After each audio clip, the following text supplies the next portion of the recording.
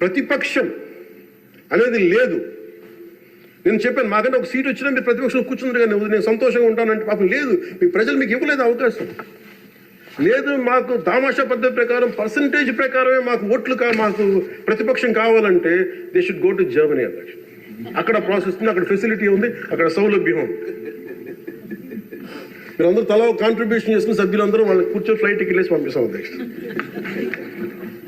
అంటే ఇక్కడ మనకున్న, అంటే మనం సరదాగా మనకున్న బాధ్యత మనమే మన గౌరవ ముఖ్యమంత్రి గారు చెప్పారు అధ్యక్ష, మనమే ప్రతిపక్షంగా కూడా ప్రవర్తించాలని.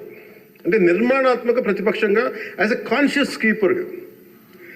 సింగపూర్లో మనకు తెలిసి PIP, People's Action Party, which is initiated by great leader Lee Kuan Yew, స్వీయ నియంత్రణ కోసం వాళ్ళు అధికారంలో ఉండటం కారణంగా స్వీయ నియంత్రణ కోసం అధికార పార్టీలోని విభిన్నమైన అభిప్రాయాలతో కూడిన చర్చలు చేస్తారు అధ్యక్ష.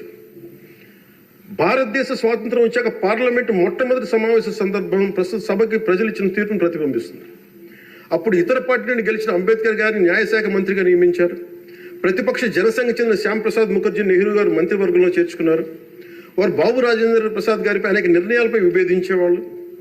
ఎమర్జెన్సీ తర్వాత వచ్చిన ప్రభుత్వంలో కాంగ్రెసేతర పక్షాలు వాజ్పేయి గారు కానీ, మొరార్జీ దేశాయ్ గారు కానీ, చరణ్ సింగ్ గారు విభిన్నమైన పక్షాలు భాగస్వామ్యమైనవి.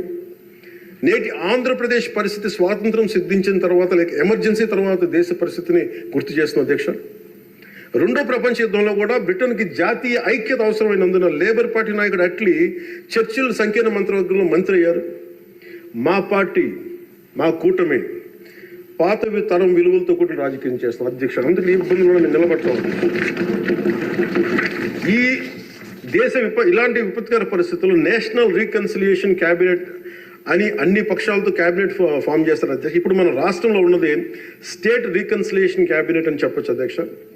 ప్రతిపక్షంగా ఉండాల్సిన వాళ్ళు ముఖం చాటేస్తున్న ఈ సందర్భంలో అధికార పక్షం ప్రతిపక్షం కూడా మేమే అధ్యక్ష.